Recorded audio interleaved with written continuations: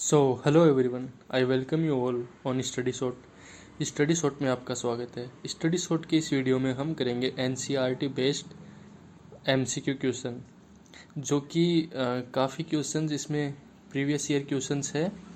तो चलिए शुरू करते हैं।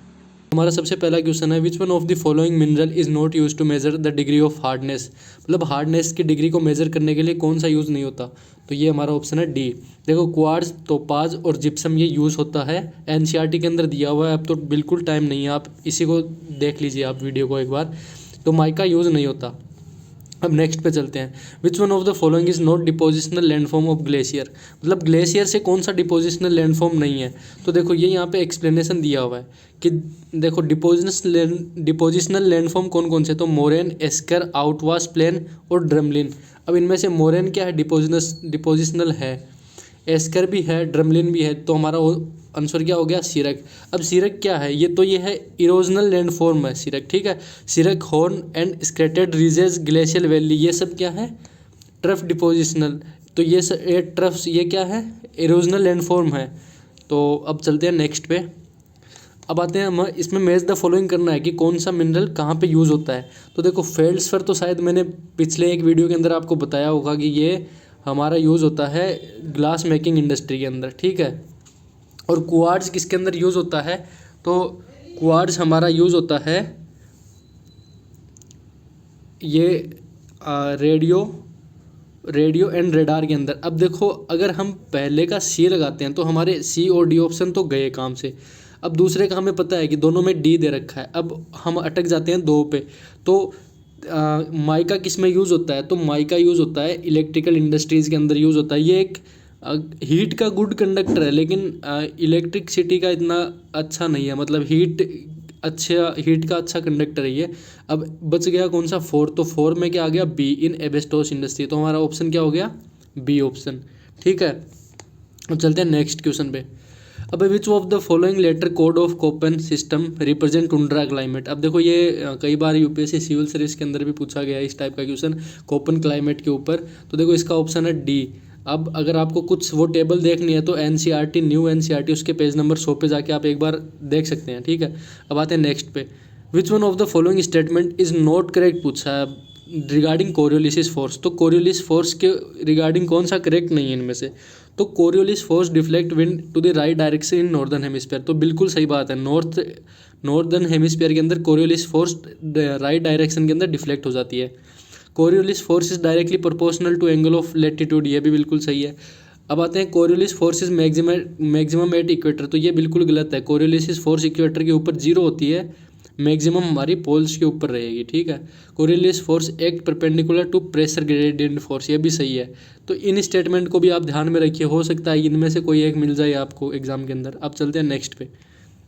अब which of the following is not A type of front. तो कौन सा इनमें से फ्रंट नहीं है। फ्रंट क्या होता है कि जैसे ये कोल्ड फ्रंट चार प्रकार के होते हैं, देखो, कोल्ड, वार्म, स्टेशनरी और ओक्लूडेड। तो इनमें से हमारा कौन सा नहीं है, तो सेचुरेटेड नहीं है। हमारा ऑप्शन हो गया सी।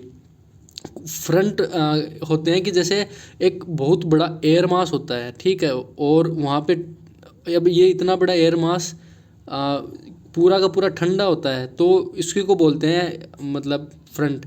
अब जब ये फ्रंट कब बनेगा कि जब ये दोनों मिलेंगे आपस के अंदर और वार्म एयर मास ऊपर चला जाएगा, तब बारिश होगी एक बहुत तेज़। अब देखो, डिटेल के अंदर पढ़ने का टाइम नहीं है, आप ये ध्यान में रखिए कि ये चार प्रकार के फ्रंट होते हैं। अब नेक्स्ट पे चलते हैं हम। Which of the following is not a east flowing river. तो इनमें से ईस्ट फ्लोइंग रिवर कौन सी नहीं है, तो पेरियार है, ये है वेस्ट फ्लोइंग रिवर। बाकी की सुबर्णरेखा, ब्राह्मणी, पालार, ये कौन सी है, ये तीनों की तीनों है ईस्ट फ्लोइंग रिवर। अब चलते हैं नेक्स्ट पे। अब देखो, ये यहाँ पे कुछ नदियों का नाम दिया हुआ है, इनको ध्यान में रख लीजिए। वेस्ट फ्लोइंग रिवर है ये माही, काली नदी, सारावती, भरतपुजा, पेरियार, ये वेस्ट फ्लोइंग रिवर है, ठीक है। अब ईस्ट फ्लोइंग कौन कौन सी है, तो Subarnarekha, Baitarani, Brahmani, Pennar, Palar are example of east flowing river, ठीक है। अब चलते हैं नेक्स्ट पे। Which was the first biosphere reserve established in September 1986। ये स्टैटिक क्वेश्चन है, क्या पता पूछ ले। तो ये हमारा है नीलगिरी, सबसे पहला बायोस्फीयर रिजर्व है नीलगिरी। अब नेक्स्ट क्वेश्चन पे आते हैं। तो ये पूछा है, what is the normal lapse rate. अब नॉर्मल लैप्स रेट क्या है, तो देखो, जब हम हाइट पे जाएंगे ना तो हमारा टेम्परेचर है वो गिरता जाएगा। तो rate of decrease of temperature with height, इसी को बोलते हैं नॉर्मल लैप्स रेट। अब चलते हैं नेक्स्ट क्वेश्चन पे। अब which of the following state capital is not located below the tropic of cancer. अब सपोज कीजिए ये हमारा एक ज़्यादा अच्छा तो डायग्राम नहीं है, लेकिन एक अंडरस्टैंडिंग। अब ये यहाँ से एक रेखा गुजरती है जिसको बोलते हैं ट्रॉपिक ऑफ कैंसर। अब इनमें से कौन सा स्टेट है जिसकी कैपिटल बिलो नहीं पड़ती? तो देखो गुजरात है और मध्य प्रदेश है और वेस्ट बंगाल है, इनकी इस ट्रॉपिक ऑफ कैंसर के बिलो पड़ती है। लेकिन जो त्रिपुरा है ना, त्रिपुरा की कैपिटल है अगरतला, वो कहाँ पड़ती है? वो ऊपर पड़ती है। तो हमारा आंसर क्या हो गया? इसका आंसर हो गया सी। अब देखो इसमें लिखा हुआ है कि Gandhinagar, Bhopal, Ranchi and Kolkata are located below the tropic of cancer.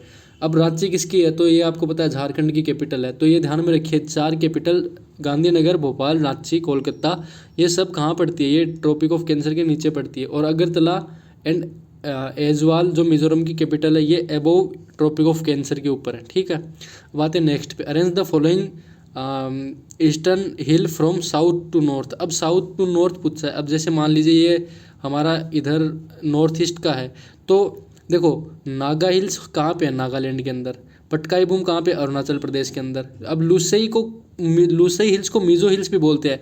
अब अगर इससे आपको पता है कि मिजोरम नीचे आता है, उसके बाद में नागालैंड और सबसे ऊपर है अरुणाचल प्रदेश, तो आप इसका आराम से लगा दोगे। अब हमें क्या पूछा है कि साउथ से नॉर्थ में लगाना है, मतलब सबसे नीचे कौन सा आएगा? मिजोरम।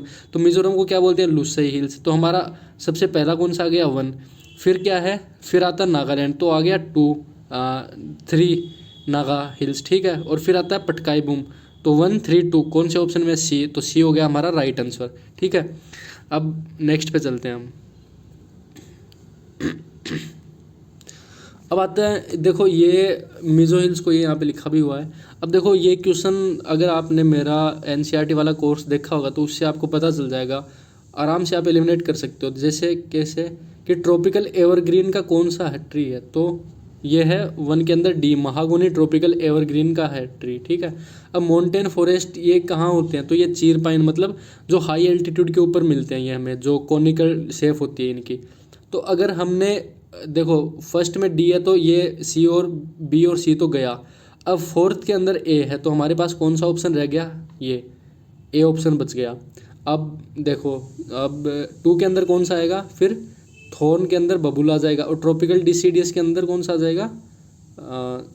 सॉरी एक मिनट,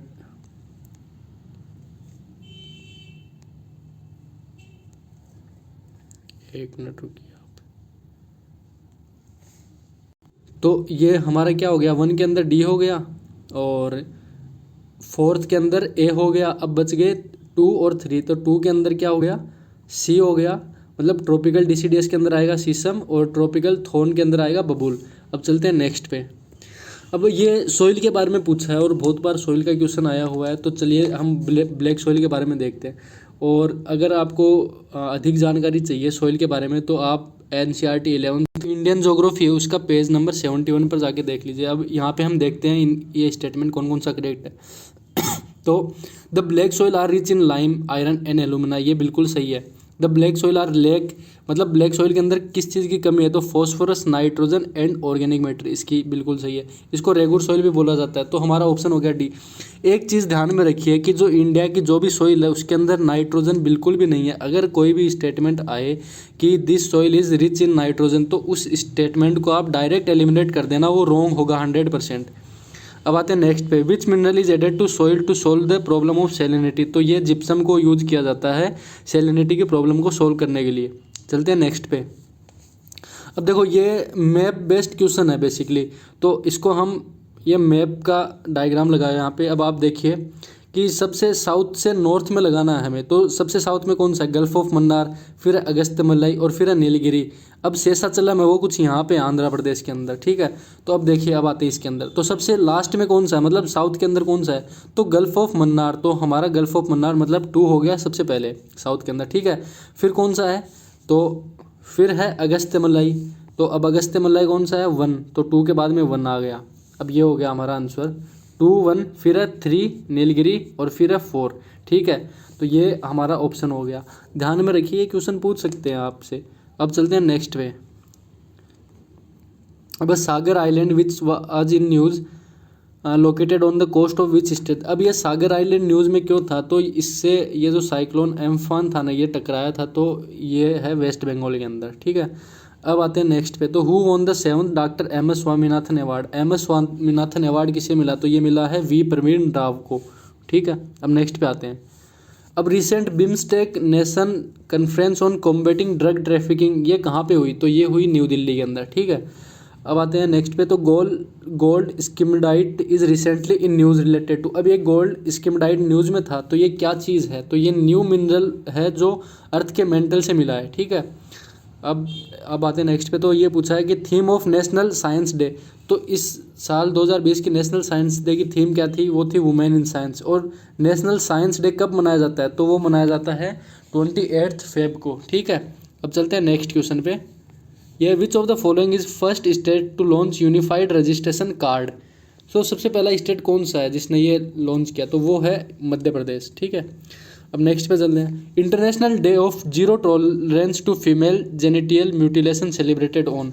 तो ये कब सेलिब्रेट किया गया international day of zero tolerance, तो ये सेलिब्रेट किया गया February 6। और ये इसकी थीम यहाँ पे लिखी हुई है, unleashing youth power 1 decade of accelerating actions for zero female genital mutilation. Basically इतनी बड़ी थीम नहीं पूछी जाए, पता नहीं पूछ भी ले, यूपीएससी का भरोसा नहीं कुछ। अब चलते हैं नेक्स्ट क्वेश्चन पे। Which one of the following is major relief feature in the ocean. तो देखो ये यहाँ पे थोड़ी सी मैंने इन्फॉर्मेशन भी दी है, तो ये देख लीजिए मेजर कौन सा है। तो देखो continental shelf, continental slope, deep sea plain और ओशियनिक ट्रेंचेज, ये मेजर है। तो मेजर ही हमें पूछा, हमारा ऑप्शन हो गया डी। अब माइनर कौन कौन से है, तो मिड ओशियनिक रीजेज, सी माउंट, गुयोइट और सबमरीन कैनियन, ये माइनर है, ठीक है। इनको ध्यान में रख लेना आप। अब चलते हैं नेक्स्ट पे। अब ये sun radio interferometer space experiment launched by, ये किसने लॉन्च किया, तो ये लॉन्च किया नासा ने। और ये यहाँ पे सनराइज मिशन की फुल फॉर्म दे रखी है कि सन रेडियो इंटरफेरोमीटर स्पेस एक्सपेरिमेंट, जिसको सनराइज मिशन भी बोला जाता है। ये नासा ने क्यों किया है, तो to study about how sun create giant solar particle storm, ठीक है। चलते हैं नेक्स्ट पे। Pragyan conclave 2020 at New Delhi was organised by. ये प्रज्ञान कॉन्क्लेव किसने ऑर्गेनाइज किया है, तो ये इंडियन आर्मी ने कॉन्क्लाइज किया है, ऑर्गेनाइज किया है इंडियन आर्मी ने। So that's all for today. So thank you everyone, good luck for your serious exam, thank you.